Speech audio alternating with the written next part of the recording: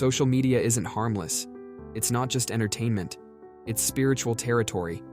And you're being hunted, not with horns and flames, but with algorithms and dopamine, with endless scrolls that feel innocent, but it's quietly draining your soul. You think you're just passing time? Satan's passing lies, one post at a time. He doesn't need to tempt you with sin if he can distract you from purpose. He doesn't need you evil, just empty. And here's the scary part. It's working, for millions of believers, for people like us. This isn't about deleting your apps, it's about opening your eyes. Because while you're feeding your boredom, he's feeding on your calling. So let's talk. Here are 6 subtle but dangerous ways Satan is using social media against believers, and what we can do about it. He's feeding your comparison until your calling feels small. You were doing fine until you saw her life, her family, his ministry, their success. You were content until a scroll rewrote your standards. What Satan does so subtly is whisper, "Look at them, and now look at you." He doesn't need to steal your faith, just your focus. Because once you're obsessed with everyone else's highlight reel, your real purpose starts to look average. And that's the lie, that your calling has to look like theirs to be significant. But the truth? Your assignment isn't on someone else's timeline. God made you for a lane only you can run in.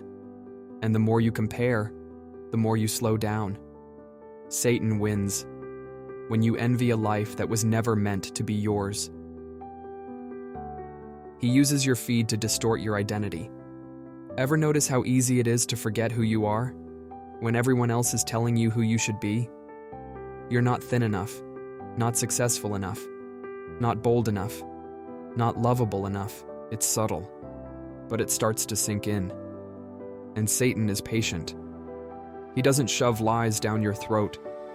He whispers them into your scrolling, until the version of you online starts to replace the one God handcrafted, until you define your worth by your followers instead of the one you follow. Listen, you're not what your feed says you are. You are chosen, redeemed, held, seen. Even if the world keeps scrolling past you, don't trade your God-given identity for a social media version that's starving for attention. He makes sin look normal and conviction look judgmental. Today, if you take a stand, you're judging. If you speak truth, you're intolerant. If you walk away from sin, you're closed-minded. And Satan loves it.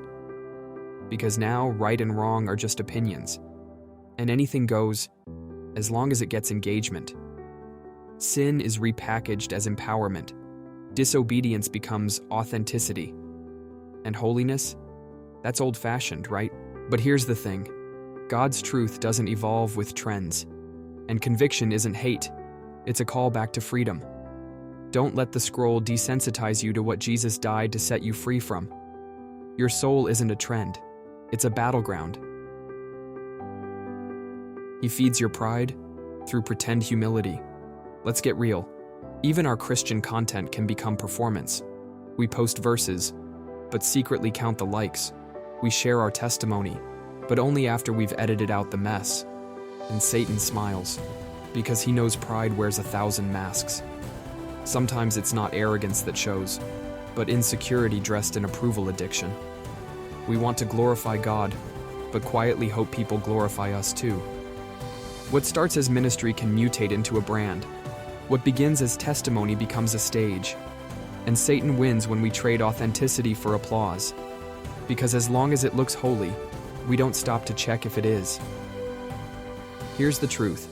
God blesses realness, not perfection, not polished posts, just hearts that are honest, raw, and surrendered. And that kind of soul can't be manipulated by metrics. He uses validation addiction to keep you from healing. There's a reason some people post their pain before they pray about it, because validation feels good. But healing takes time. It's easier to get 100 "you got this" comments than to sit alone with your brokenness and invite God into it. So we keep performing, keep curating, keep hiding behind filters and captions and "I'm fine." But deep down, we're lonely, exhausted. Spiritual dry wells trying to pour into others with a smile on our face and a wound in our chest, and Satan keeps us there, as long as we stay addicted to the applause. Because when the likes stop, the emptiness screams. But here's the truth. Healing doesn't happen in public first. It starts in the secret place, where no one sees, but God does. Where you can drop the act, and He holds the real you. You don't need more followers. You need a Savior who sees you. He disguises distraction as connection. How many times have you opened your phone to do something intentional, only to lose 45 minutes to nothing? We're more connected than ever. But to what? To endless reels, to comments that don't matter, to validation from people who don't even know us. Satan doesn't need to tempt you with sin if he can bury you in distraction. Because when your soul is full of noise, you can't hear God whisper.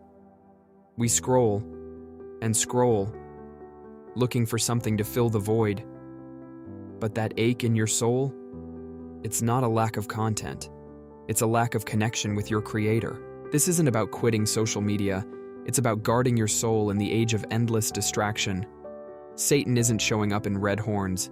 He's sliding into DMs, whispering through ads, lurking behind reels, feeding lies that feel like truth because we hear them every day. So here's the question. Are you scrolling your way into spiritual numbness?